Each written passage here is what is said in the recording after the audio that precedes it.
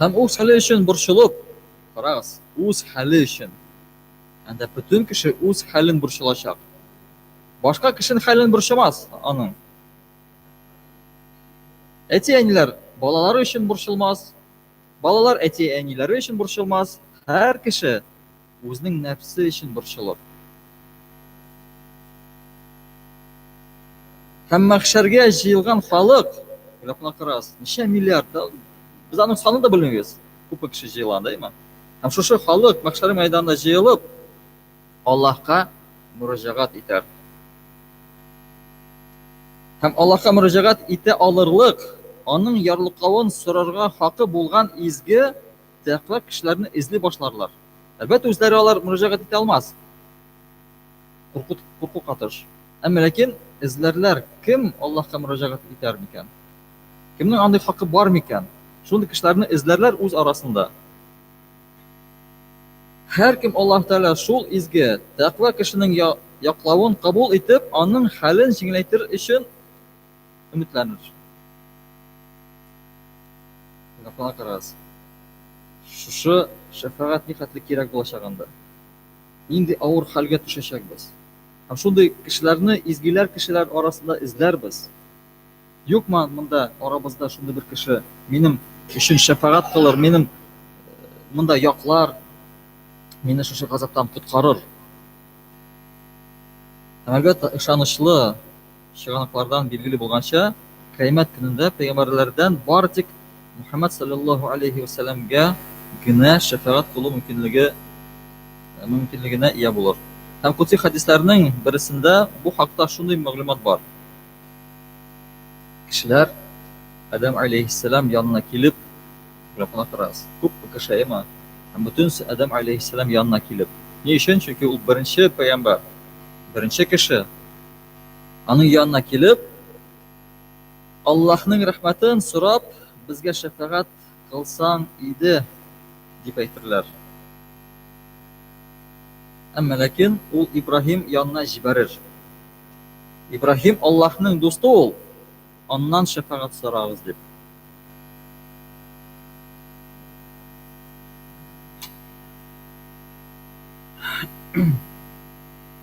Һәм кешеләр Ибраһим алейхиссалам янына шәфагать сорап килгәч, ул да Муса алейхиссалам янына җибәрер. Муса Аллаһ Тәгалә белән сөйләште дип әйтер.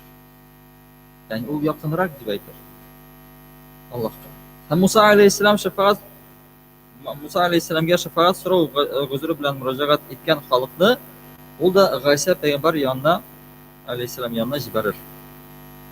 Аллаһ Тәгалә аңа рухын үзе өреп кертте дип әйтер. Гайса алейхиссалам, мин дә шәфагать кыла алмыйм. Барыгыз Мухаммад янына, чөнки ул ахыргы пәйгамбәр һәм шәфагать кылу мөмкинлеге пәйгамбәрләрдән фақат аңа гына бирелгән дип әйтер. Һәм кешеләр Мухаммад саллаллаһу алейхи ва саллям янына килеп, үтенечләрен белдергәч, ул да Аллаһ гәрше янына барып, сәҗдә кылыр. Һәм Аллаһ Тәгалә аңа әйтер: "Эй Мухаммад, башыңны күтәр, нәрсә сорасаң шуны бирермен. Мин шәфагать кылсам, син дә шәфагать кылырсың." дип әйтер. Таха сурасының 109 аятында Аллаһ Тәгалә әйтә, Коръәндә әйтелә, ул көнне Аллаһтан рөхсәт алган һәм аның ризалыгын казанган кешеләрдән башка һич кемгә дә шәфагать файда итмәс. Әлбәттә, шәфагать итү бу бары Аллаһның рөхсәте белән генә. Кайбер кеше уйлый, шәфагать итү ул Аллаһның рөхсәтсез кебек килеп чыга. Ягъни Аллаһ Тәгалә газап бирсә, һичкем шәфагать кыла ала. Ләкин әлбәттә, нинди шәфагать булса да, ул бары Аллаһның ризалыгы белән килде. Аллаһның рөхсәте белән генә килде.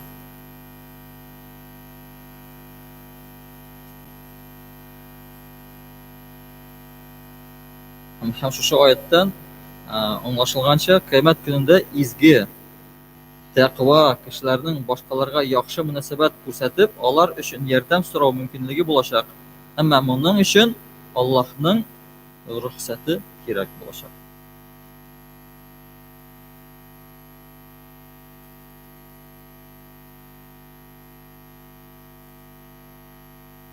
Endi davom etuvdi.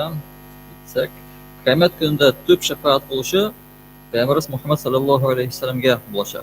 Shular shahidlarga, Qur'on hafizlarga, taqvo din g'olimlarina da shafaat qilish mumkinligi berilir degan ma'lumot bor. Ham belgili bo'lgancha ezgi amallarda shafaat qilar. Masalan, uroza. Ezgi amallar musulmon uchun shafaat qilar. Masalan, uroza. Onu tutgan musulmon uchun shafaat so'rar. Yoki o'qigan Qur'on. U da shafaat qilar o'z xo'jasi uchun. Endi kishi ezgi amal qilsa-da, o'sha amallar musulmonlar uchun shafaat qilar.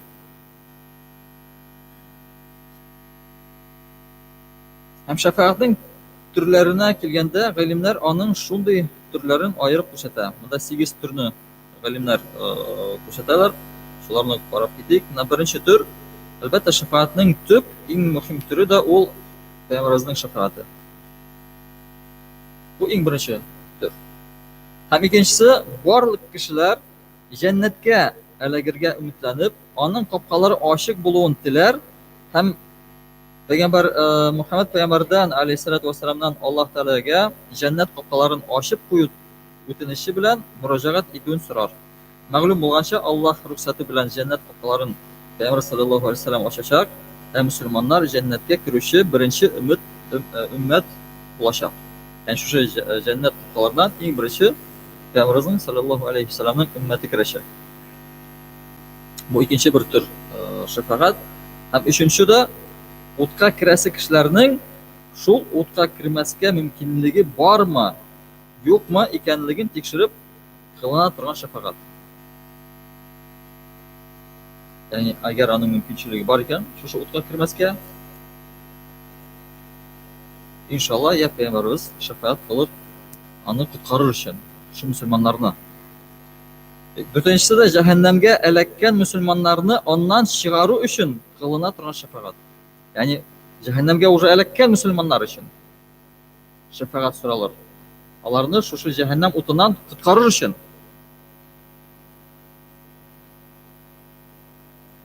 Ham beshinchisi yaxshi savobli amallari bilan noshar gunohli amallari tegiz bo'lgan kishilarga qarata qilina turgan shafaat.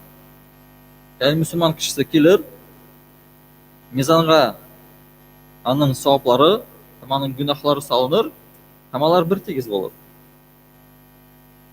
Ham shunday musulmonlarga qilina turgan shafaat. Albatta, loyiq bo'lsa shu shafaatga, yoqlovga loyiq bo'lsa, Payg'ambar sallallohu alayhi vasallam uni yoqlar. Ham albatta uning savoblari og'irroq bo'lar.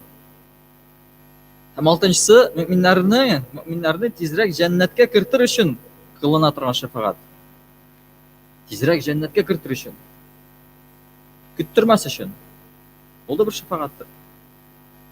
Ham yedinchisi hisobsiz jannatga kirish mumkinligini so'rab qilina turgan shafaat. Ya'ni hisob so'ralmaycha. Alloh qarshisida kelgach, uni hisob yasamaycha jannatga kiritirgan. Shunday bir shafaatni musulmonlar uchun Alloh Payg'ambar sallallohu alayhi vasallam so'rar. Ham sakkizinchi jannatga kirgan musulmonlarning endi jannatga kirgan musulmonlarning darajalarini yuqoriroq ko'tarish uchun qilina turgan shafaat. Raqamga qarasa shafaat bitmaymi? Mana jahannamga kira turgan musulmon uchun shafaat bor, o'sha kirgan jahannamga uning uchun shafaat qilina turgan shafaat bor. Jannatga kirgan kishi uchun shafaat bor. Uning darajasini o'stirish uchun. Jannatdagi darajasini o'stirish uchun.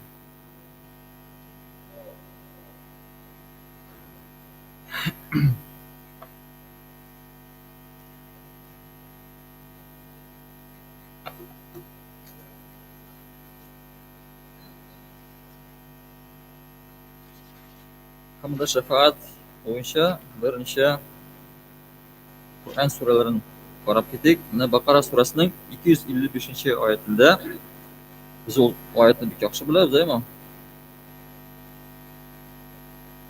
Misol Ayatul Kursi. Аның мәгънәсен карасак, мәгънәсе шулай: Аллаһ бар, аннан башка илаһ юк. Ул мәңге, заты белән ул барчасына яшәү рәвеше бирүче, аны йокымсырау да, йокы да тотмый, күкләрдәге, җирдәге бөтен нәрсә аныкы гына, һәм үзенең рөхсәтеннән башка аның алдында кем шәфәгатьче булыр икән? Карагыз. Аның рөхсәтеннән башка кем шәфәгатьче булыр? Беркем дә була алмас. Иң беренче Аллаһның рөхсәте, аның теләге булырга тиеш Аллаһның. Һәм Юнус сүрәсенең 3-нче аятында аның рөхсәтеннән башка беркем дә шәфәгатьче була алмас. Менә шул Раббы сезнең Аллаһыгыз булыр. Шуңа күрә аңа гыйбадәт кылыгыз, акылыгызга килерсез шәп. Һәм Мәрьям сүрәсенең 87-нче аятында әйтелә: Рәхимле Аллаһ белән вәгъдәләшкәннәрдән башкаларның ярлыклаучысы булмас.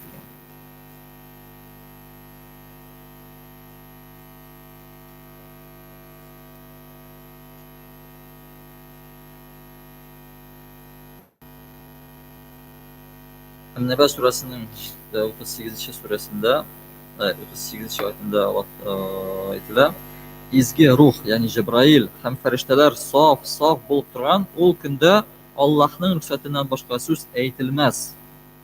Раз Аллаһның рөхсәтеннән башка сүз әйтелмәс, рөхсәте булганда хакыйкать турында сөйләнелер. Иншалла, Аллаһ Тәгалә безгә насыйп итәр. Ошо шәфәгатькә лайык булырга, Пәйгамбәрнең шәфәгатенә лайык булырга. Һәм без беләбез, аның шәфәгатенә лайык булыр өчен нәрсә эшләргә кирәк? Пәйгамбәрнең сүннәтләрен үтәргә кирәк. Аның уммәтеннән булыр өчен Пәйгамбәрнең сүннәтләрен үтәргә кирәк. Ул вакытта без аның уммәтеннән булырбыз. Ул вакытта без Пәйгамбәрнең шәфәгатенә лайыклы булырбыз. Һәм мизан. Нәрсә ул мизан? Әгәр гарәп телен карасак, мизан ул үлчәү дигән сүзнең аты. Һәм монда без кыямәт көнендә кешеләрнең гамәлләрен үлчи торган үлчәү турында сүз алып барабыз. Мизан, кыямәт көнендә бөтен кешеләр җыелгач, Аллаһның каршысына чыккач, алларына мизан куелачак, ягъни үлчәү. Һәм шушы мизанда, шушы үлчәүдә безнең гамәлләребез үлчәнәчәк. Кайсы гамәлләр безнең авыррак булыр микән? Саваплы изге гамәлләр микән? Юкса Аллаһ сакласын, гөнаһларыбыз авыррак булыр микән? Шушы мизанда һәрбер гамәлебезне үлчәячәкләр. Бер гамәл дә торып калмас, үлчәнмичә. Бер-ике гамәл дә торып калмас. Тузан бөртеге хәтле гамәл дә торып калмас, үлчәнмичә.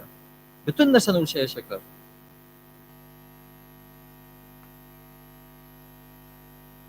Һәм бу хакта Әнбия сүрәсенең 47-нче аятында булай дип әйтелә: Кыямәт көнендә без гаделлек бизмәне курып куячакбыз. Ягъни шушы мизанны курып куячакбыз. Һәм ул көнне инде һич беркемгә нинди дә булса гаделсезлек кылынмас. Анда Аллаһ Тәгалә гаделле булачак. Гаделсезлек беркемгә дә кылынмас.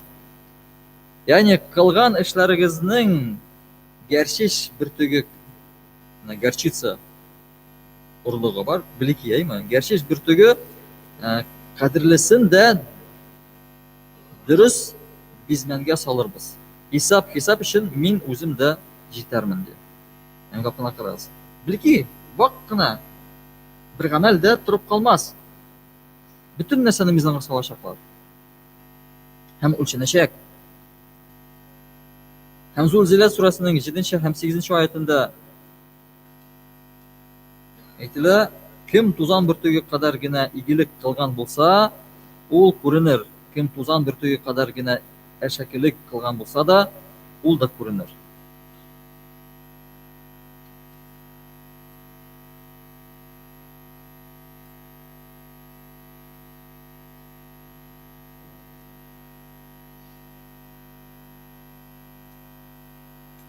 Һәм шулай да бу аятларны тәфсир кылучы галимнәр аңлату буенча, шушы аятларны тәфсир кылучы галимнәр аңлату буенча, Kafirlarning yaxshi amallari bir nindi ajr savobga ega bo'lmas.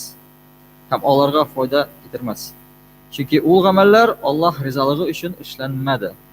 Shunga ko'ra mizonni da iymon keltirganlar uchun gina qo'yiladigan o'lchov bo'laroq anglarga kerakdir. Ya'ni mizon barcha u foyda keltirir kimlarga? Kim iymon etgan, kim Allohga g'ibat qilgan, ham kim unga ishongan kishilar uchun. Kafirlar uchun u mizon birda yordam eta olmas. Yordam ko'rsatmas. Aning chunki aning yaxshiliklari bo'lsa-da, u qilgan yaxshi ishlari Alloh rizoligi uchun bo'lmadi. Aning o'zi uchungina bo'ldi. Ham shu yaxshiliklar anga foyda keltirmas. Anda og'irlik bir nida keltirmas. Zo'r bir ishni qo'ysalar da aning mizonina og'ir bo'lmas u, bosmas. Qilgan gunohlarni birinchilikda qoplamaz. Ham Kahf surasining 105-oyatida aytilar, ularning ya'ni Robbining oyatlarini va uning bilan kurashuvchilarni inkor etuvchilar, ya'ni kafirlar. Ularning, ya'ni kafirlarning amallari zoyaga bo'lacak. Ham qiyomat kunida shu amallarning bir nida og'irligi bo'lmas degan. Ya'ni ularning ezgi amallari foyda keltirmas.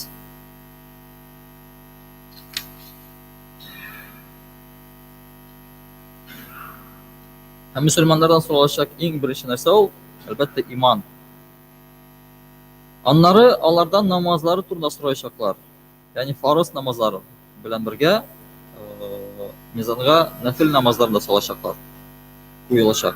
Ham turli og'irlikqa ega bo'lgan iymon bilan namozdan tish musulmonlar boshqa amallari bo'yicha da so'ralacak. Ya'ni yo'ldan bir tosh olib qo'ysa, u amalini da qo'yacaklar mizonga. Kishiga salom bersa, u da bir izgilik, u da yaxshi bir ish, shuni da qo'yacaklar mizonga. Ya'ni musulmonning har bir izgi ishni mizonga qo'yacaklar. Har bir izgi ishni. Musulmon qardashini yilmayib qarasa da, onu da qo'yacaklar mizonga. Ham har bir shuni biliki izgi ishlar ona foyda keltirir. Har bir izgi ish. Biz bunda ularga biliki izgi ishlar deb qaraymiz. Balki izgi ish tugul deb qaraymiz bu ishlarga, bu amallarga. Ammo lekin Allohning qarshisida shu yilmayib qarov da balki eng zo'r, eng buyuk bir izgi ish bo'lib ko'rinar. Ham mizonda u eng og'iri balki bo'lar.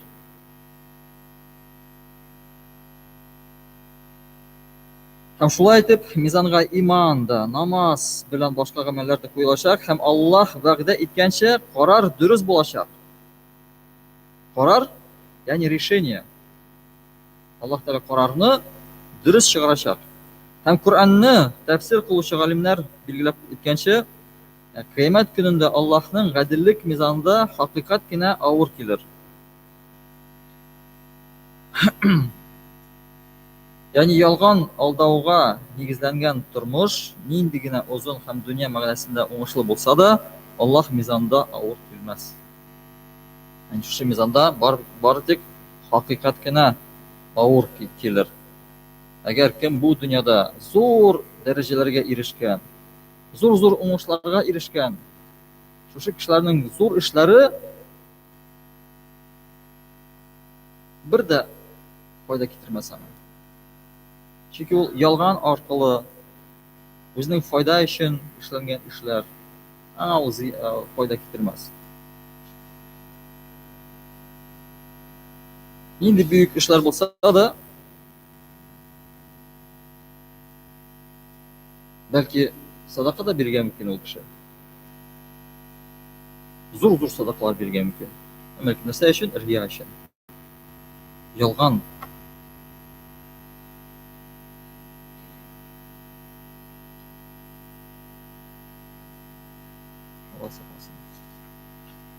bizning turmushimiz riyodan bo'lmasin. Bizning ibodatlarimiz riyodan bo'lmasin. Bizning qilgan ibodatlarimiz bizga foyda qana ko'rsatsin. Shuningdek da kishi namozda turgan mumkin, ro'zalarda tuturgan mumkin, masjidga da yurgan mumkin. Lekin bir amalida anga yerdan o'tmasga da mumkin. Unda Alloh bizning niyatga butun narsa berilanar. Kishi nindi niyat bilan amal qila, nindi niyat bilan sadaqa sola, nindi niyat bilan namoz o'qiy, nindi niyat bilan ro'za tuta. Masjidga yuri nindi niyat bilan. Kishi umr bo'yi masjidga yurgan mumkin. Lekin namozlari anga foydagina tugul, shafaatgina tugul, balki kirisincha anga qarshi so'zlar aytilgan mumkin. Shu qiyomat kunida mizon oldida bosganda biz aytdik, anda namozlarda, ro'zalarda sening uchun shafaat qilar. Lekin agar niyating noshar edi, u vaqtda u namozlar senga shafaat tugul, qarshi kelajak. U meni oshig'ib o'qidi.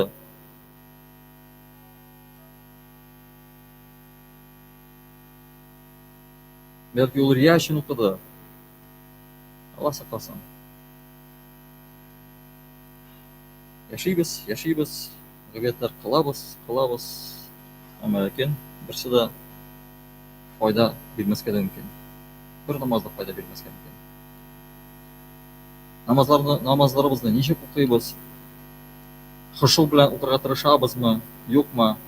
Berilib o'qiymizmi? Bir nida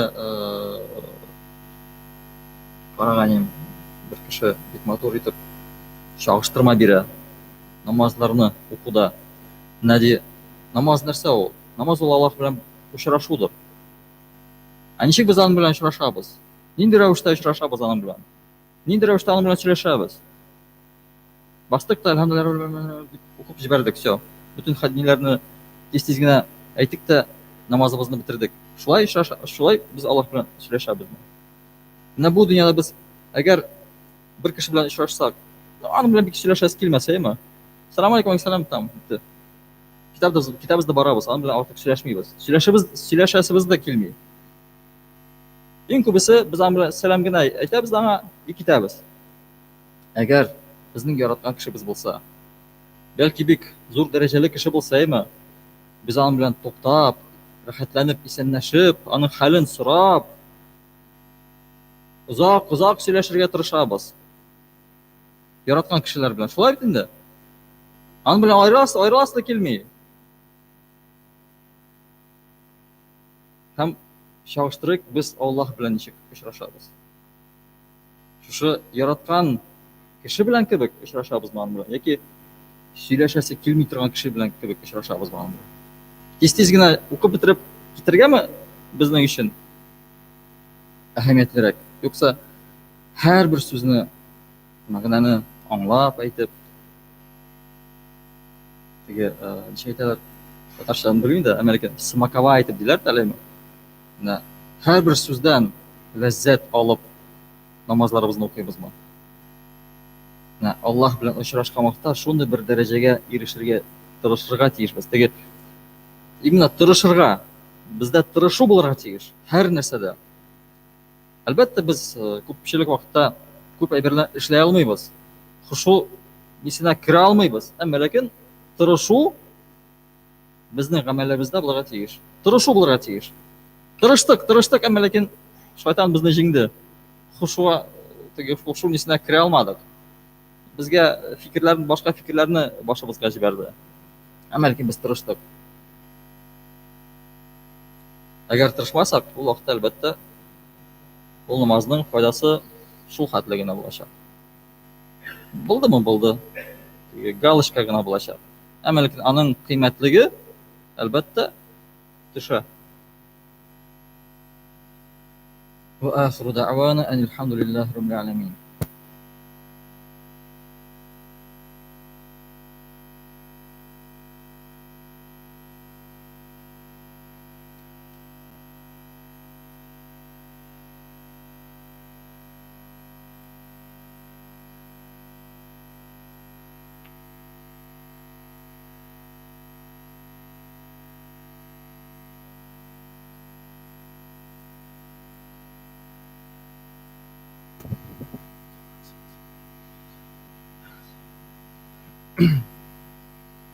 الله أكبر الله أكبر الله أكبر الله أكبر. أشهد أن لا إله إلا الله. أشهد أن لا إله إلا الله.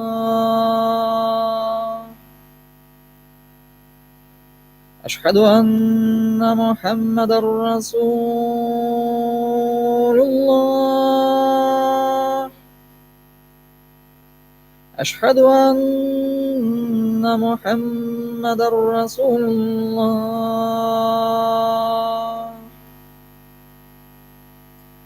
حي على الصلاة.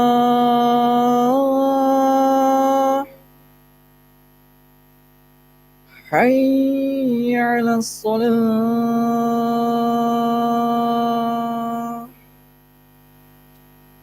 حي على الفلاح.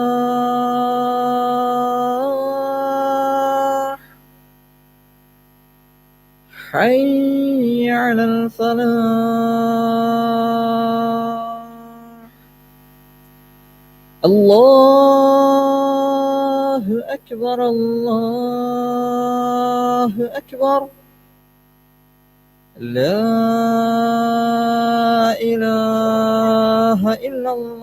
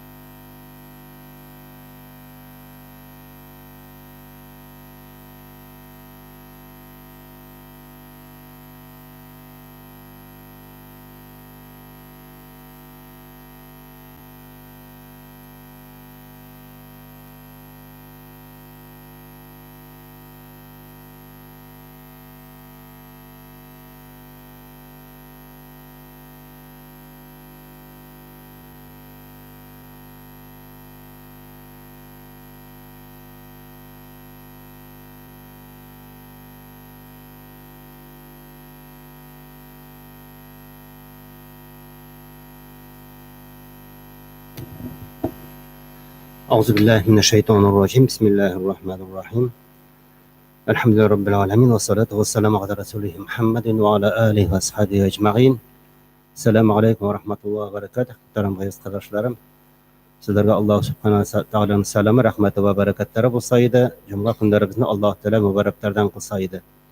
Şimdi qardaşlarım, elhamdülillah mena özünüz işitip bilesiz, göresiz. Bizning endi madrasa tuzilişi var şulay bit. Elhamdülillah ekirgine başlap jiberdik. Bugungi kunda da mena işimiz devam ete. Hem endi şu işte mena bir taraf bolmagan qardaşlarımızın isimlerini atap ötesim kele. Çünkü biz endi e'lon etdik.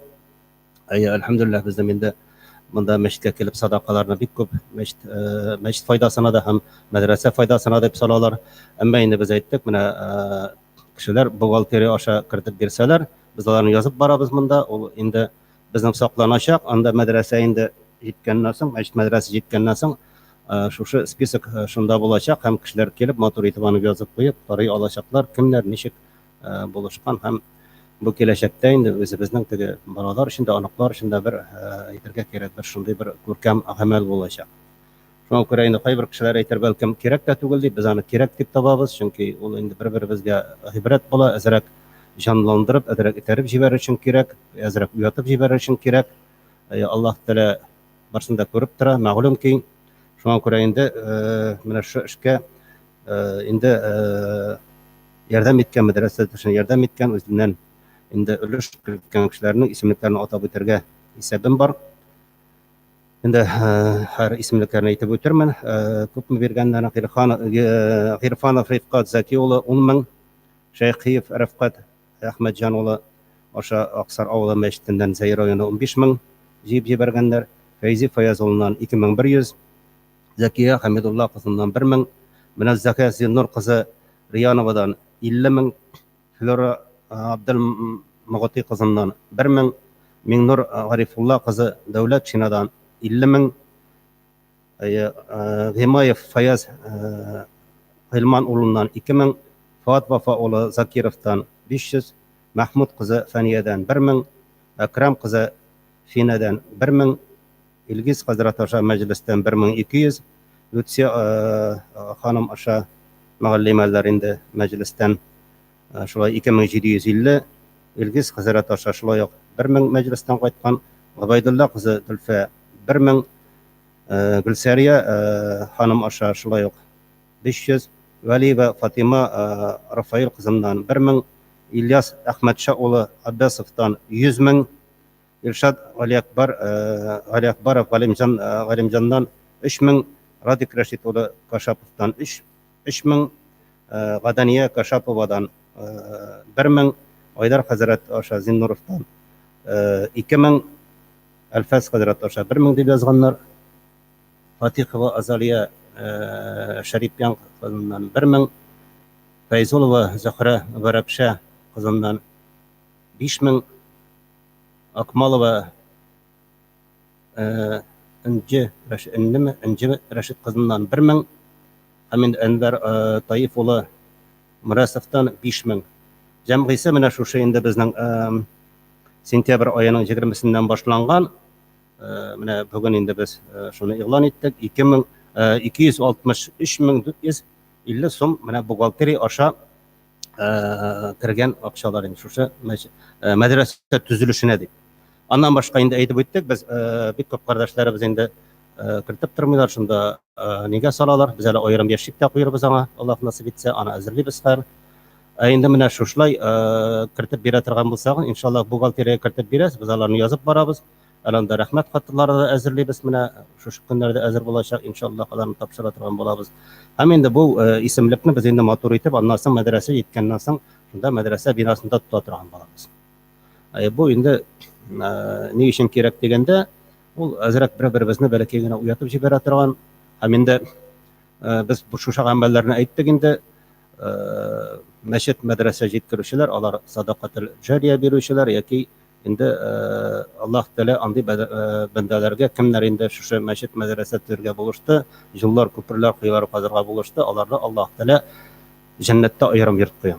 Şoňa görä da endi bu madrasa bugün bizde bik kerek, elhamdülillah. Şoňa görä endi mena şulay kömek etip şu işni alyp barsak, inşallah endi işlerimiz алда булыр. Аллаһ насип итсә. Инде дуа кылып куйык, җәмәгать. Бисмиллаһир-рахманир-рахим. اللهم حفظ صاحب هذه صداقة غني الآفة والبلية واغفر ذنوبها وكتمانه واغفر أمواله ووفقه على هر مقاصده. Ya Rahmanallah, indi ushbu qardoshlarimiz tarafidan ushbu madrasa turishini deb berilgan sadaqalarin sadaqatul jariyadan qabul etsang, ya Rahmanallah. Endi ularning da yurtlarına, mallarına tag'inda barakatlar bersang, ya Rahmanallah.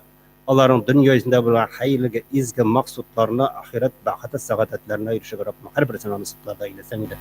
Rabbana atina fid dunya hasanatan va fil akhirati hasanatan va qina azaban nar. Allah razı olsun.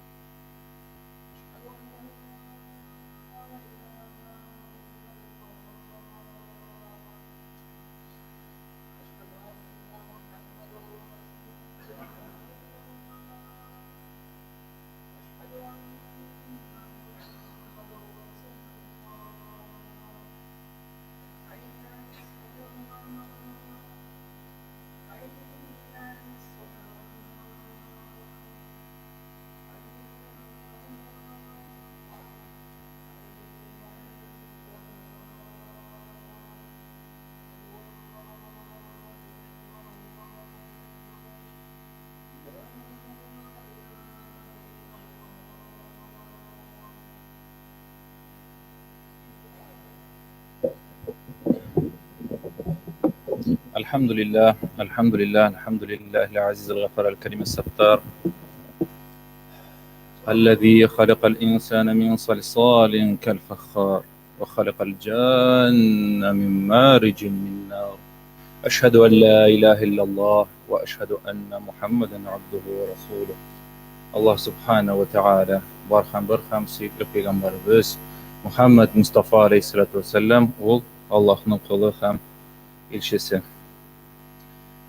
Muhterem cemaat, bugün inşallah bir aktual meseleni qarab ketarbiz. Bu ne için aktual? Bu mesele meni ko'pdandan bir şey indi, shulay bit. Biz bizde albatta endi xiyollanamiz. Shariat bo'yicha yasharga, din bo'yicha yasharga tilaymiz, ammo lekin baribirda hali biz u shariatdan da, dindan da yiroq, shulay bit. Bizning umuman olganda dinimizdan qo'y bir masalalar, muhim masalalar bor, ammo qolgani hali qizg'anishki bizning oqsoy. Şoluk narsani aytasim kela endi. Shariat masalasi erlar ham xotinlar muomalati turida. Nechta ketib musulmon erlar bilan musulmon xotin qizlar oralasharga, birga bilishirga tiyishmigansan. Bu qiziqtir endi, shulay yo'qmi? Ne uchun problema bor? Chunki bugungi kunda erlar bilan xotin qizlar orasida bir nechta ayirma da yo'q. Shulay erlar xotin qizlar arasında yeri, xotin qizlar erlar arasında yeri. Dini biz nechuk qaraysan bu masalaga? Durust mikan ul xotin qizlarga erlar arasında erlarni yirib erga shulay erlarga xotin qizlar arasında yerga. Motor mikansan, islomcha mikansan. Masalan, Peygamberimiz Aleyhisselatü Vesselam'da sahabelarda biz bilamiz. Birinchi musulmonlar deb ularni aytirga bo'lar, shulay Ular tırışa idiler. Mana shu jahiliyatni qoldirib, islom yo'lina, shariatga ko'sharga, to'g'risincha shariatga, Allohning zakonina bo'ysunirga. Shulay ko'ra, shu muhim bo'lgan aspektni da ular qori idiler, tırışa idiler, islomcha bo'lsin deb. Чөнки аңлашыла, җаһилият вакытында андагы теге мөгамәлә төрле булган. Анда зина да кылганнар, теләсә кем белән, әллә нәрсәләр эшләгәннәр. Әмма әлбәттә динебез андый эшләрне тыя һәм безгә төгәл итеп билгели, ничек итеп ярый эшләргә, ничек итеп ярамый, кем белән ярый сөйләшергә, кем белән ярамый сөйләшергә. Шулай бит. Әйткәнемчә, бүгенге көндә ул менә андый шикләр бик юк. Шулай бит. Мөслимә хатын-кызлар ирләр белән аралаша рәхәтләнеп, авыз ярып, ха-ха-хи-хи килеп, шулай бит. Мөселман ир кешеләр хатын-кызлар белән үзләренә сөйләшергә харам булган хатын-кызлар белән сөйләшәләр рәхәтләнеп. Җәмәгать, алай дөрес түгел әлбәттә. Шуңа күрә безгә дә менә вакытындагы сахабалар узган этапны безгә дә узырга кирәк, ягъни. Аңлыйсыз, әйбит. Алар һәр нәрсәне Аллаһның законы белән, законы буенча булсын дип тырыша иделәр эшләргә. Безгә дә нәкъ шул юл белән җәмәгать барырга кирәк. Шулай бит.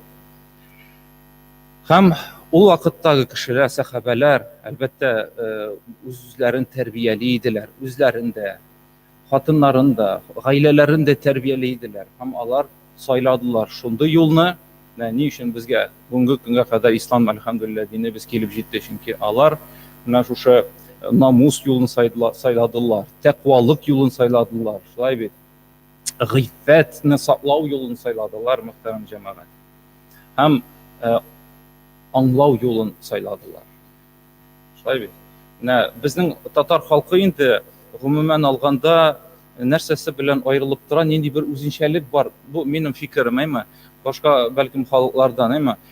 Барыбер дә татар кешесе дингә, намазга килә икән, азмы күпме инде тырыша, тегендә мондый кыек гадәтләрне ташларга, шулаймы, юкмы?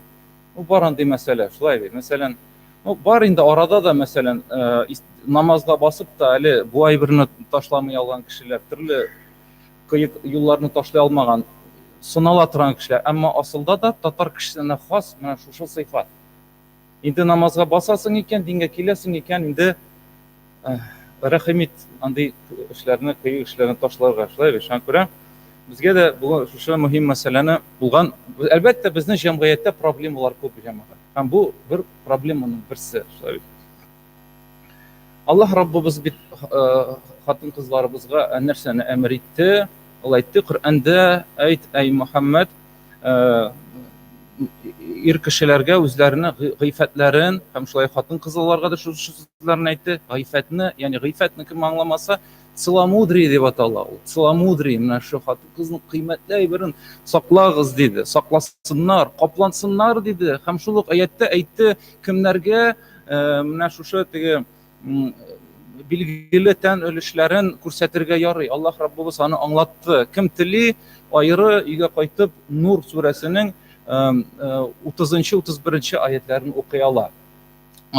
Бик күп вакыт китәчәк, шуңа күрә аңлатып тормыйм, асылда аңлашыла. Үзегез кайтып карагыз, кызыксынып, шулай бит. Кемнәрдер монда бәлким китапларны сирәк ачадыр, һәм бүген шундый сәбәп булыр сезгә. Нур сүрәсенең 30-31 менә аятлары шул тирәдә. Карагыз, кызыксыныгыз, укып карагыз Коръәнне ачып, яме. Шуңа Аллаһ Раббыбыз хатын-кызларга әйтте. Ул вакытларда әле шушы әмер килгәнче хатын-кызлар кем? Яулыксыз йөри иде, ачык йөри иделәр, ягъни. Аңлыйсыз, әйбит. Һәм шулай бар иде җәмгыятьтә кул хатын-кызлар, бар иде фәхишә хатын-кызлар. Әлбәттә, алар инде нәрсә? Кимсетелгән кешеләр, алар үзләренең теге матур җирләрен ачып йөри иделәр. Санычки бүгенге көндә дә андый куллар юк инде, әлбәттә, әмма бар фәхишә хатын-кызлар. Алар үзләренең товарларын күрсәтеп йөри иделәр, ягъни. Аңлыйсыз, әйбит. Әгәр дә ул товарын күрсәтмәсә, әлбәттә, начар юлда йөрүче ир кешеләр алар белән кызыксынмас иде. Шуңа күрә Аллаһ Раббыбыз әйтә, әй Мөхәммәд, әйт хатыннарыңа, кызларыңа, мөэминнәрнең хатыннарына үзләрен капласыннар дип әйтә. Матур җирләрен яшерсеннәр дип әйтә. Шуның белән аерылсыннар шушы кол хатын-кызлардан һәм дә фәхишә хатын-кызлардан аерылсыннар дип әйтә. Ул аерылу билгесе булсын, ягъни. Аңлыйсыз, бүгенге көндә дә әлхәмдүлилләһ ул аерылу бар. Бар урамга чыксаң, хиҗаплы хатын-кызлар бар, хәтта сирәк булса да никаплы хатын-кызлар да очрый, шулай бит. Һәм бар ачык йөрүче хатын-кызлар. Без әлбәттә телибез инде алар аңлап үзләренең менә шушы дингә килеп матур җирләрен яшәсеннәр иде икән телибез, шулай бит. Шуңа күрә дә менә шундый аерма бар җәмәгать. Кем хатын-кыз намазга баса икән, әлбәттә тырыша инде үзен капларга.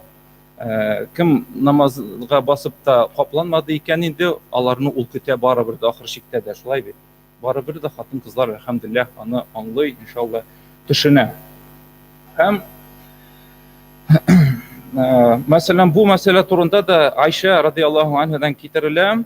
Менә шушы аятны Аллаһ Раббыбыз шушы аят ингәннән соң, хатын-кызларга үзләрен капларга, яшәргә әмер килгәннән соң да, хатын-кызлар шушы аятны белгән, ишеткән хатын-кызлар шунда ук өсләрендәге теге киемнәренең артык бер өлешләрен кисеп ди, үзләренең чәчләрен каплый иделәр дип әйтә. Шушында ук шушы аятны ишеткәч, әмерне ишеткәч, беләсезме?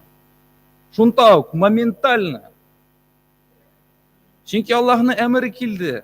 Алар тыңлап тора иделәр, Аллаһның нинди әмере килер микән? Аллаһ Раббыбыз нәрсә турында безгә әйтер микән? Аллаһның әмерен күрәсезме, шунда ук үтиләр. Бу аятларны ишеткән ирләр шунда ук йөгерә өйләренә кайтып, сахабалар радиллаһу анһум хатын-кызларына бу аятны укыдылар да, хатын-кызлары үзләренең кыйммәтле тукымаларын кызганмыйча, үзләренә нәрсә яулыклар ясап, каплап, аякларын каплый иделәр, башларын каплап, шулай итеп йөри башладылар җәмәгатьгә. Менә шундый хәл булды, беләсезме? Безнең кызганыч ки, еш кына бүгенге хәлебез, беләбез без ул Аллаһның аятларын, беләбез без ул ишеткәнебез бар әмерләрен Аллаһ, әмма барыбер дә нәрсә? Кыйык барабыз. Барыбер дә аксыйбыз, кызганыч ки, бар, шулай бит. Шуңа һәрберебездә үзебезнең җитешсез якларны без белергә тиеш. Шулай бит. Нинди менә анализ кирәк бит инде, менә нинди яктан менә Коръәннең Аллаһның әмерләрен кайсысын мин үтәмим, кайсысында мин аксыйм дип кеше үзенә сорау бирергә тиеш җәмәгать. Бу мәсьәлә бар, бик мөһим, шулаймы? Һәм шулай сахабалар да радиллаһу анһум ул шундый шариат килгәч институт булды. Ягъни алар карый иделәр, тәртип урнаштыра иделәр бөтенесе дә.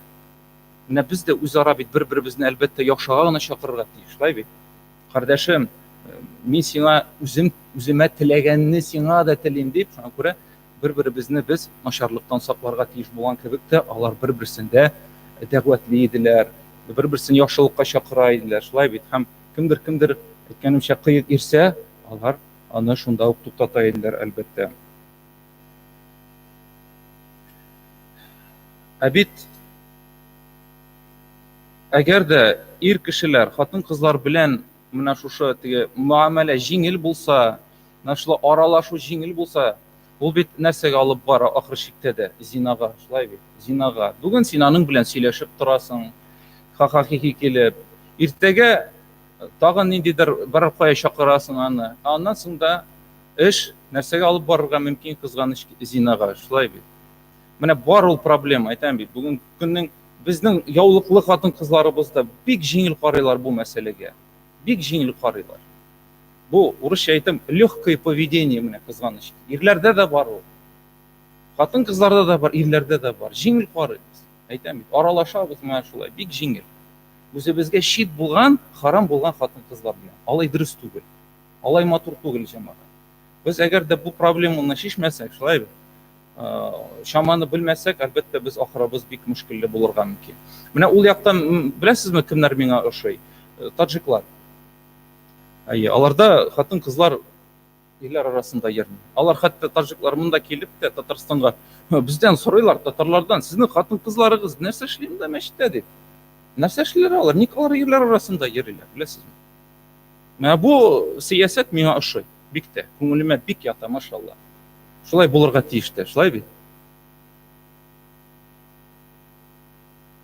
Айыры, менә кем хаҗга барган шул белә. Хатын-кызлар барыбер дә менә капланган, ниткән, алардан яраграк булырга телисең, ансы авыр да инде, анда да инде әлбәттә хатын-кызлар күп. Әмма ләкин бер ай буена алардан менә ял итәсең. Чөнки син гыйбадәттә, ә монда гыйбадәт аз бу дөньяда менә, һәм күбрәк нәрсә, менә кирәкмәгән эшләр. Шулай бит. Монда менә шушы дөньяда монда кирәкмәгән эшләр күп. Кирәкмәгән кешеләр белән аралашып күп, чынлыкта. Һәм шушы әмер килгәч, кире кайтыйк. Әмер килгәннән соң да шул ук көнне иртәнге намазга, беләсезме, хатын-кызлар бөтенесе нәрсә капланып килделәр, yani. Капланып килделәр. Хәтта әйтелә, алимнар әйтәләр, алар бер-берсенең кем икәнен белмейделәр дип әйтә. Белмиләр. Чөнки белмәсәң, аның кем икәнен яхшырак, шулай бит. Рәхәтрәк, яхшырак. Һәм Расулулла алейхиссәламның күркәм бер хадисен сез барыгыз да беләсез. Хатын-кызның мәчете турында. Искә төшерегез әле. Кайда микән хатын-кызның иң яхшы мәчете? Ул, әлбәттә, аның өйенең, ул яши торган йортның почмагы дип әйтте, шулай бит. Хатын-кызларга әлбәттә күркәмрәк, хәерлерәк намазларны өйдә укырга. Шуңа күрә әгәр дә хатын-кызлар артык гел еш күп киләләр икән, йөриләр икән, ул вакытта ул тәкъвалыкның күрсәткече булыр микән? Белмим, монда уйларга кирәк, шулай бит. Чөнки әлбәттә хатын-кызга күркәмрәк булыр, хәерлерәк булыр, тыйнаграк булырга. Әмма сахаба хатын-кызларның практикасы булган нәрсә, алар иртәнге намазга йөридиләр, әлбәттә. Бер заман Расулулла алейхиссалату вассалам сахабалардан сорады, аның мәчетенең ике ишеге бар, берничә ишеге бар иде, әйме? Һәм ул сорады, бәлкем ди без берсен хатын-кызларга бирербез дип. Сахабалар әйттеләр, әйе Расулулла алейхиссалату вассалам. Әйе, берсен хатын-кызларга бирик диде. Һәм шул мизгелдән алып, ул ишектән иратлар кирмейдиләр. Без беләбез, бүгенге көндә менә хатын-кызлар, әлхәмдүлилләh, алар аеры, алар аста, без аларны күрмибез, шулай бит. Ул вакытта Пәйгамбәрбез алейхиссалам вакытында алар бер бүлмәдә укыйдылар дип әйтергә кирәк. Һәм Расулулла алейхиссалам аларны артка куя иде. Чөнки хатын-кызны алга куйсаң, анда Аллаһ турында уйламаячаксың, уйлаячаксың хатын-кызлар турында. Шулай шуңа күрә алар артта укыйдылар. Һәм тәртип шундый иде. Алар намаз уку беткәч, сәлам биргәннән соң алар тарала иделәр. Хатын-кызлар тарала иде.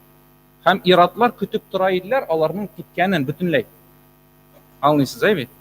Менә шулай күрешеп, нитеп, кирәкмәгән нәрсәләр булмасын өчен. Ягъни фарыз бетә, сәлам бирделәр, хатын-кызлар таралыша башлый. Иратлар бераз көтә иде анда, сөннәт намазын укып нитеп, аннан соң иратлар чыга иделәр. Менә шундый тәртип иде. Бу нәрсә өчен? Ирләр белән хатын-кызлар артык кирәкмәгән нәрсә муамәләт булмасын өчен. Алай матур җәмәгать, алай кирәк, алай булырга тиештә. Чөнки без әлбәттә үзебез динебезне сакларга тиешбез, шулай бит. Һәм әлбәттә һәрбер иратта да көнчелек булырга тиеш. Мин һәр вакыт әйтәм, мине дөрес аңламыйлар менә, шулай бит. Көнчелек бит ул начар диләр. Начар түгел. Ничек Расулулла алейхиссалам әйтте? Ике төрле, Аллаһ өчен ике төрле көнчелек бар диде. Беренчесе хаклы көнчелек, икенчесе хаксызга артык көнчелекле булу, yani. Аңлыйсыз, әйбит? Менә гомумән мөселман кешесе Расулулла алейхиссалату вассалам нәрсә диде? Начар уйлардан ерак булыгыз диде. Начар уйлаудан ерак булыгыз диде, чөнки начар уйлар алар иң ялган сүзләр диде. Һәм шул хадистә әйтте ул алейхиссалату вассалам, төпшенмәгез диде, төпшенмәгез. Бүгенге көндә еш кына күрә төпшенәләр менә, беләсезме? Төпшенү дигән әйбер бар. Аңа аеры бер темада ясарга була, субханаллах. Артыгын төпшенәләр менә. Шулай бит. Аңа мәсәлән әйтәләр, ит бу ит халалмы? Аңа әйтә, халал. Шикләнмә. Бу итне кем суйды? Нәрсән иттен? Тегеләйме? Булаймы? Артык аңлыйсыз, бит нәрсәне әйтим ки. Бу һәр нәрсәдә дә күренә. Төпшенмәгез диде Расулулла алейхиссалату вассалам.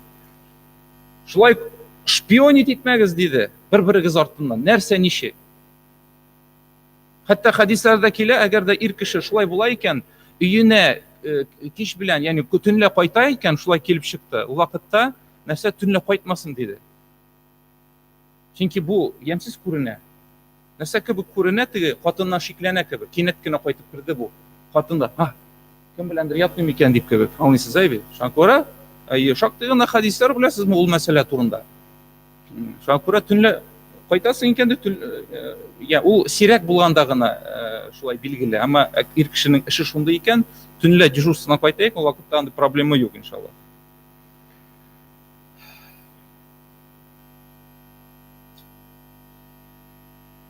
Менә кардәшләр булыгыз диде Пәйгамбәрбез алейхиссалам. Ягъни арагыз яхшы булсын, күркәм булсын, матур булсын, шуңа чакыра иде Пәйгамбәрбез алейхиссалам. Артыгын эшләргә кирәкми әлбәттә. Әмма без иратлар үзебезнең хатын-кызларыбызга карата, шулай бит.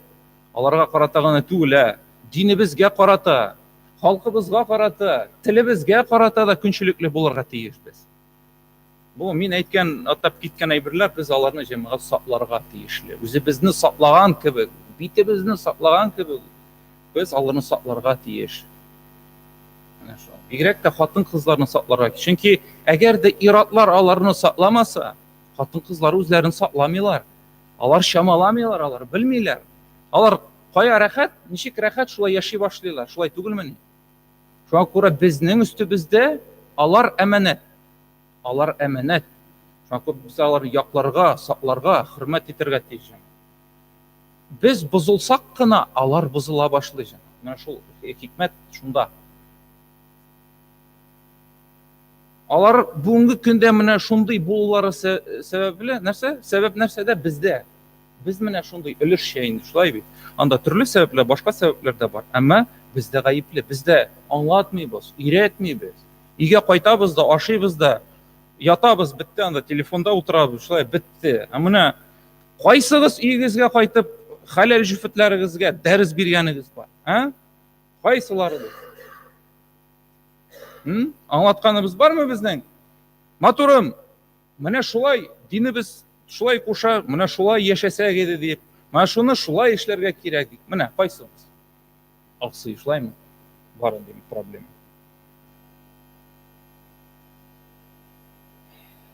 Һәм дөрес итеп кенә әйтик инде, шама белән күнчелек булырга тиеш. Чөнки күнчелексез кешене Расулулла алейхиссалату вассалам кем дип атый? Даюс. Ишеткәнегез барыгыз сүзне, шулай бит. Мен аны беренче тапкыр гына әйтмим монда. Даюс дигән кеше, бар шундый хадис. Расулулла алейхиссалам әйтә, өч төрле кеше җәннәтнең исен дә сизмәс дип әйтә. Исен дә сизмәс. Шуларның берсе кем? Даюс. Үзенең хатын-кызларына карата күнчелеге булмаган ират дип әйтә. Аңа барыбер хатыны кем белән йөри, кем белән аралаша, кем белән сөйләшә. Абсолют барыбер. Нәрсә, ничек? Бүгенге көндә ул зур глобаль проблема, әйтәм бит. Бүгенге көндә әтиләр кызларына әйтәләр: "Кызым, нәрсә анда? Кая таптыңмы әле бер егет үзеңә?" Беләсезме, абсурд ул. Менә алай булырга тиеш түгел. Ямсыз, шулай бит инде. Кыз бала ничек үзенә ират тапсын? Ничек ул ир тапсын үзенә? Аны әлбәттә табырга тиеш кем? Әти кеше. Әти, чөнки без иратлар үзара сөйләшеп бер-беребезне беләбез, шулаймы?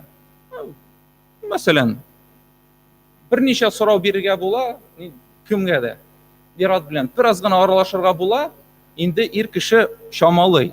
Бу иратны бу кешенең нинди юнәлештә уй фикерләре йөргән. Шулай түгелме? Шулаймы, юкмы? Хатын-кызлар алар нәрсә? Алар хисчән барлыклар.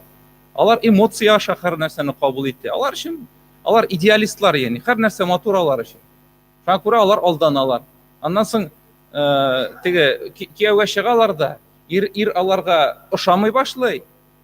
Чөнки кияүгә чыгар алдыннан ул яхшы иде, матур сөйләшә иде, конфетлар бирә иде, чәчәкләр бирә иде. Монда вдруг не за того вышло дия башлый, шулай бит. Аннан соң да ир кеше гаепле, ул аны аерды. Һәм без сөйлибез, аны ирләр сүз начар. Җәмәгать, мин сезгә статистиканы әйтәм, әйме? Статистика буенча карасак, аерылышуларның 80% хатын-кызларның инициативасы буенча. Кемгә күбрәк аерылышу кирәк булып чыга инде? 80% булгач, шулай бит? Хатын-кызларга. Менә шундый нәрсә дә бар. Без ирләр барыбер да йөрибез, ахырга кадәр тырышабыз. Гаилә, ярар анда кыек-мыек барса да, гаилә дип, шулай бит? Шундый проблема бар. Шуңа күрә ирләрне генә ачулану ул дөрес түгел. Менә шу статистика турында гына уйланыгыз. Ул ел сайын нәрсә үсә бара, шулай бит?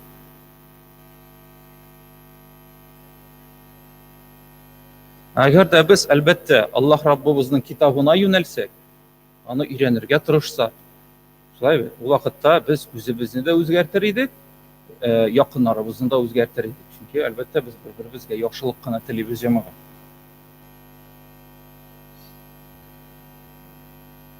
Һәм Расулулла алейхиссалам вакытында ничек итеп хатын кызлар ие. Бер вакыт Пәйгамбәрбез алейхиссалам күрде, тегендә кешеләр, иратлар, хатын кызлар үзара кушылып йөриләр тегендә.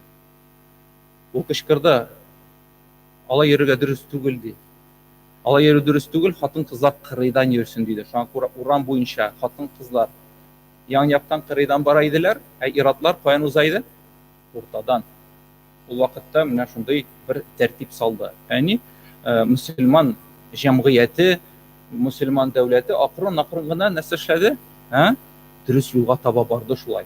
Алар да шунда ук теге Пәйгамбәрбез алейхиссалам беренче аят иңгәш кенә бөтенесе үзгәрмәде. Алар да акрын үзгәрделәр җәмәгать. Булдырдылармы? Булдырдылар әлбәттә. Шуңа күрә без дә булдыра алабыз. Бу мәсьәләләргә игътибарлы булсак кына, әлбәттә. Шуңа күрә хатыннарыбызны, хатын кызларыбызны яратсак, җәмәгать, без аларны сакларга тиешле икән бит. Аңлатырга кирәк аларга. Бар. Үз ирләр шулай бит, сөйләшергә, аралашырга яраган бар шит ирләр. Шуңа менә бу аерманы әлбәттә алар да бездә белергә тиешле, шулай бит. Әгәр дә без ешрак менә шу әйберләр турында уйласак, без иншалла үзебезне һәм җәмгыятьне үзгәртер идек, шулай бит. Ә безнең әле уйлысы әйберләр, алар бик күп. Бу әле бер аспект кына, шулай бер мәсьәлә генә. Безгә әле алга таба ай мөшкилле хәлләребез, минуслар безнең күп чынлыкта. Шуңа күрә һәммәсе турында да уйларга кирәк. Бер заман Ибраһим Әдһәм хәзрәтләрен кешеләр чакыралар мәчеткә. Алар әйтәләр: "Хәзрәт, син хөрмәтле шундый гыйлем иясе, галим, кил әле безнең мәчеткә. Безгә гыйлем бир, сине тыңлыйсы килә" ди. Һәм ул әйтә: "Мин дә килер идем сезнең яныгызга, дәрес бирер идем" дип әйтә, әмма миңа 4 әйбер комачаулый иде. Менә ул 4 әйбер комачауламаса, бит, ул әйберләрдән имин булсам, мин дә рәхәтләнеп сезнең яныгызга килеп, нәрсә телисез, шуны әйтеп инде аңлатыр идем дә сөйләр идем дип әйтә. Һәм кешеләр аңардан сорыйлар: "Нинди әйберләр соң бу?" дип әйтә. Һәм ул аңлатып бирә. Аллаһ Раббыбыз ди, Адәм галәйһиссәламгә әйтте: "Синең балаларыңның бер өлеше җәннәткә керәчәк" диде. Бер өлеше җәһәннәмгә керәчәк диде. Һәм мин дә уйлыйм, борчылам. Мин кайсыларыннан булырмын дип. Җәмәгать, чынлап та безгә бит кайсысыдыр насыйп. Я җәннәт, я җәһәннәм. Безнең ике урында да безнең бронировать ителеп куелган урыннарыбыз бар.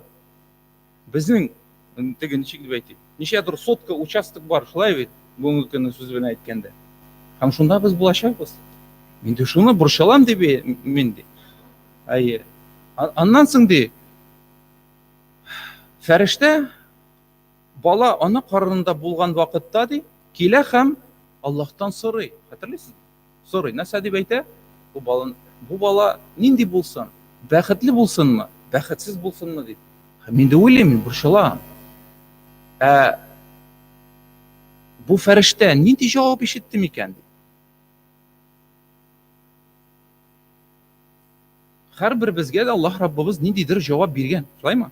Һәрбер безгә дә, сезгә, миңа, минем турында да, яни, бөтенебез турында да. Нинди җавап ишетте микән ул фәрештә? Мин ди шуны уйлыйм дип әйтә. Аннан соң ди тагын бер сәбәп бар дип әйтә. Ул ди үлем фәрештәсе җанны алырга килгән вакытта Аллаһтан сорар дип әйтә. Бу бәндәңне иманлы хәлдәме, имансыз хәлдәме алыргамы дип сорар дип әйтә. Һәм Аллаһ Раббым ни дип җавап бирер микән ди? Нәрсә әйтер микән? Нинди җавапны үлем фәрештәсе ишетер микән дип әйтә. Ни ди шушы борчый дип бу хәл. Һәм соңгысы Аллаһ Субхана ва Тааля Коръәндә әйтә, кыямәт көнен хәлләре турында: "Бүген сез аерылыгыз" дип әйтә. Бүленеп чыгыгыз дип әмер бирер. Шушы аят турында борчылам, уйланам ди. Бәлки ул аят минем турындадыр. Чөнки алай дип әйтәчәк Аллаһ Субхана ва Тааля кемнәргә? günahlı kişilerge, kimler bu dünyada yaşayanda günahka battılar. Şulay bit. Yani kafirlerge bu sözlerini Rabbim mine aytmaz miken deyip. Şanko eğer de şu dört halden min emin bulsam, tanış bulsa, biri bizde emin tügül. Şulay bit. Min sizin yanınızga kelir dedim. Şanko cemaat bizning ali uylisi hamda fayda taba üsesi mümkinçilikler var. Yöneliş var Allah'a şükür. Şanko uylanık. Aytan bit. Şu hatın kızlar meselesinde de, umumen de turmuş turunda, din turunda da elhamdülillah medrese bulaşar inşallah. Bizge sebep bulur kilirge şunda. Kişilerge sebep bulur. Baribir de ayrı medrese bulganda kişiler de tartılır idi. Şulay tugulmani. Paralı medrese var. Kimlerdir belki namazga basu yolun şundan başlarlar idi. Baştan kilip sadaka birdiler medrese faydasına. Ondan sonra Ukurga da kilirler, bilirler bir tarafında medrese var iken. Şulay kitap inşallah. Şu an göre ümit var. Ümitlenir biz indi. Biz de bütünü bizde cemiyette, biz de bizning selamet bulur. Hem özgerirdik ona yapkadık inşallah. Şu an göre emanetler bizni qarıyıq, saqlıyıq, yaqlıyıq. Yemi? Allahümme salli ala seyyidina Muhammedin abdike ve rasulike nebil ummi ve ala alihi ve sahbihi ve sellem teslime. Semi'ud dua.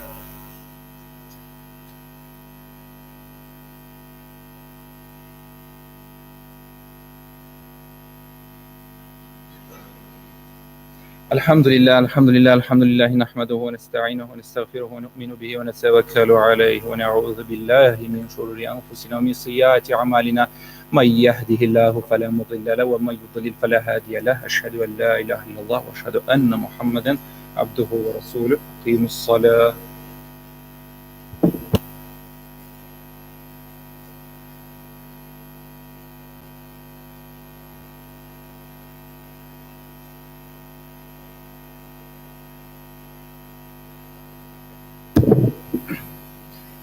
الله أكبر الله أكبر الله أكبر الله أكبر أشهد أن لا إله إلا الله أشهد أن لا إله إلا الله أشهد أن محمد رسول الله أشهد أن محمد رسول الله حي على الصلاة حي على الصلاة حي على الفلاح حي على الفلاح قد قامت الصلاة قد قامت الصلاة الله أكبر الله أكبر لا إله إلا الله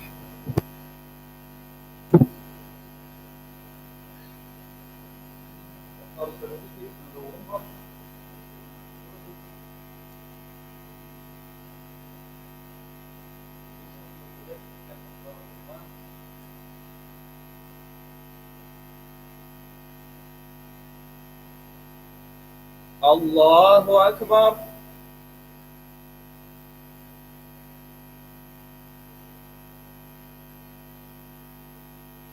الحمد لله رب العالمين الرحمن الرحيم مالك يوم الدين إياك نعبد وإياك نستعين اهدنا الصراط المستقيم صراط الذين أنعمت عليهم غير المغضوب عليهم ولا الضالين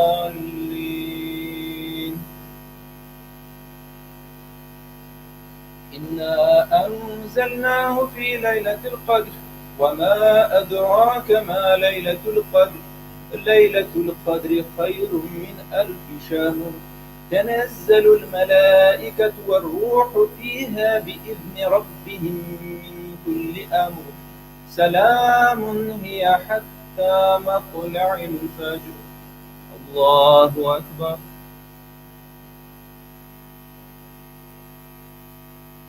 سمع الله لمن حمده الله أكبر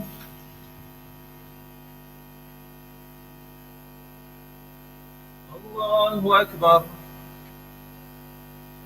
الله أكبر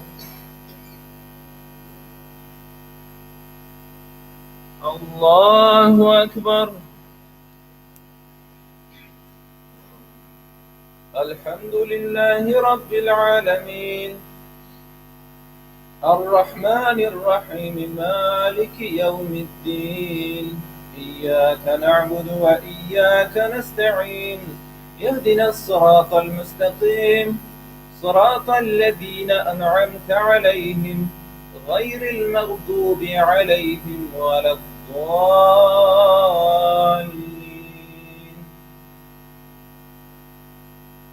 إذا جاء نصر الله والفتح ورأيت الناس يدخلون في دين الله أفواجا فسبح بحمد ربك واستغفره إنه كان توابا. الله أكبر.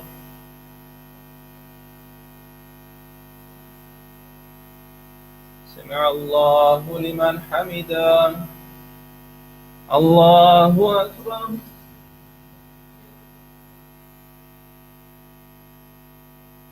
الله أكبر.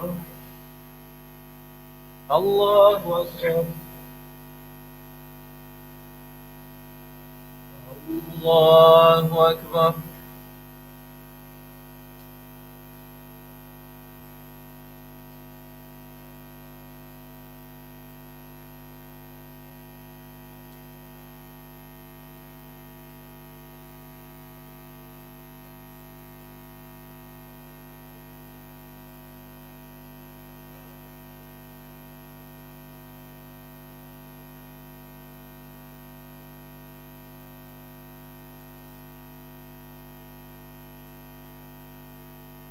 السلام عليكم ورحمة الله. السلام عليكم ورحمة الله.